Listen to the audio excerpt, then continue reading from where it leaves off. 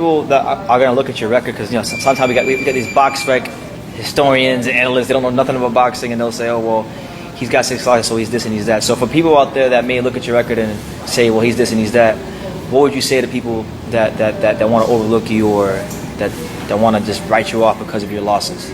Well, honestly, that's what the record's there for. It's there to be judged. You know what I'm saying? I judge myself too. But that means I got to push harder.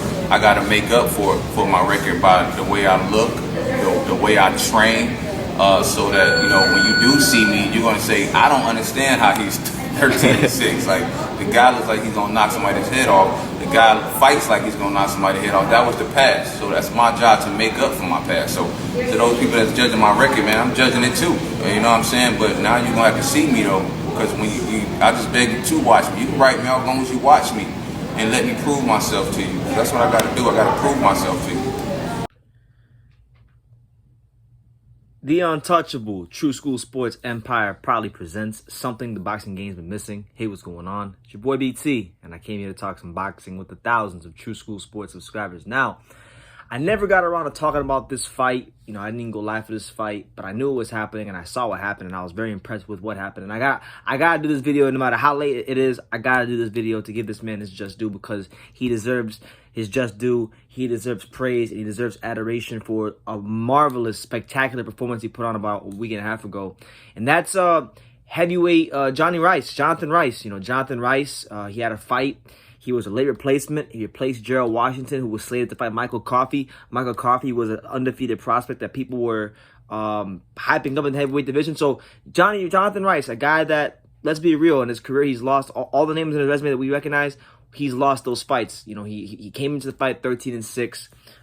Had been in the ring with the likes of Efe Jagba, Stephen Shaw, Tony Yoka, and the list goes on and on and on. Been in there with a lot of fighters. But he never really put it together. Came from a basketball background, didn't really have a box, picked up boxing later on in his life. And so he's been doing a lot of learning on the job. And, I had the privilege and the honor to meet Johnny Rice last year, just after he had just lost to Efe Jagba. And he was at Mundo Boxing Gym in Miami. He was a regular sparring partner for Filip Hrgovic. And he was just the impression I got from Johnny was that he was someone that was trying to soak up as much knowledge about the sport and boxing as possible, and that's always a great trait to have. You kind of want to be like a kid, because when you're a kid, you're a blank canvas and you're always willing to learn. You're asking questions, and that's kind of how Johnny was in the gym. And he was very hard on himself. He was very hard on himself when he said, look, I got 6 losses. My record's there to be judged, and I'm judging it myself. And Jonathan Rice is a good example of 2 things in boxing. First and foremost, he's a good example of records not mattering as much as people think they do. It's unfortunate, but in the post-Floyd Mayweather era we're living in, everybody thinks that having that 0 defines you as a fighter, and it doesn't. But he's a better fighter than his record has indicated, and he's gotten valuable experience, not just under the lights, but in the gym as well, sparring the likes of Filip Hrgovic, Joe Joyce, Tyson Fury, Michael Hunter, and the list goes on and on and on. He's put himself in the ringer. He's had a positive attitude showing up to the gym, and he's been rewarded for it with a sensational performance, an absolutely sensational performance against Michael Coffie. We're talking about 3, 4, 5, 6, 7 punch combinations. I mean, just beautiful.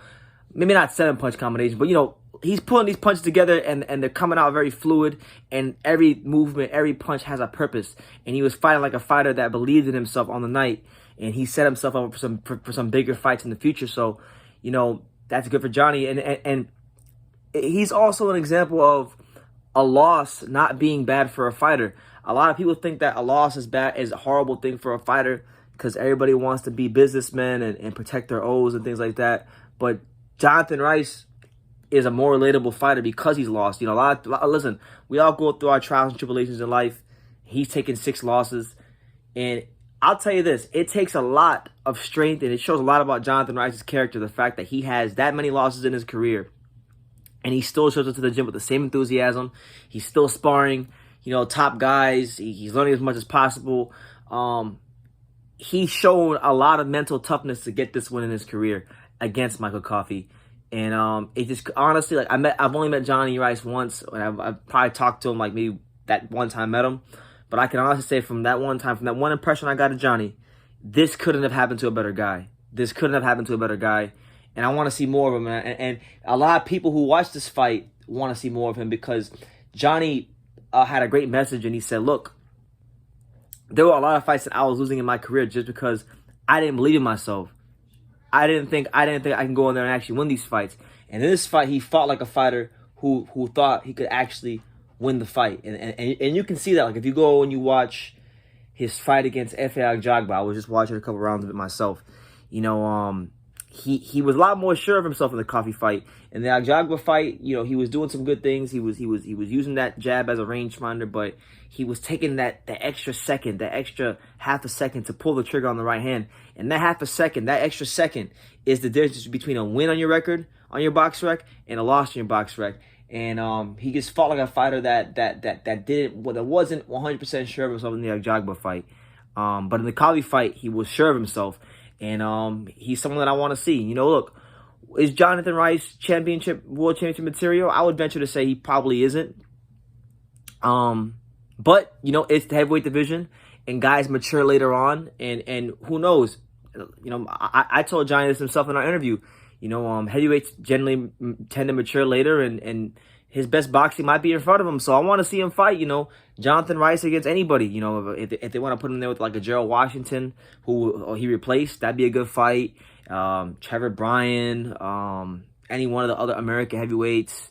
There's some good fights out there for Jonathan Rice, and I like this performance, man. This to me was truly one of the best performances of the year. You know, with Johnny Rice coming in on short notice, you know, fighting Michael Coffie, and putting together just an absolutely remarkable performance. So, big shout out to Jonathan Rice. You know, one of boxing's true warriors, and you know, make sure you guys follow his career. Make sure you continue to look out for him because, you know, he showed a lot about himself in that fight against Coffie. A lot of character, a lot of grit, a lot of determination, and you know, I want to see him fight some more. So you guys leave your comments down below about Johnny Rice and his performance against Michael Coffie. If you haven't seen it, I would highly encourage you to just go watch the highlights, or if you can find the full fight, go watch it because it is worth watching. He really showed a lot of skills in the fight. So yeah, leave your comments down below.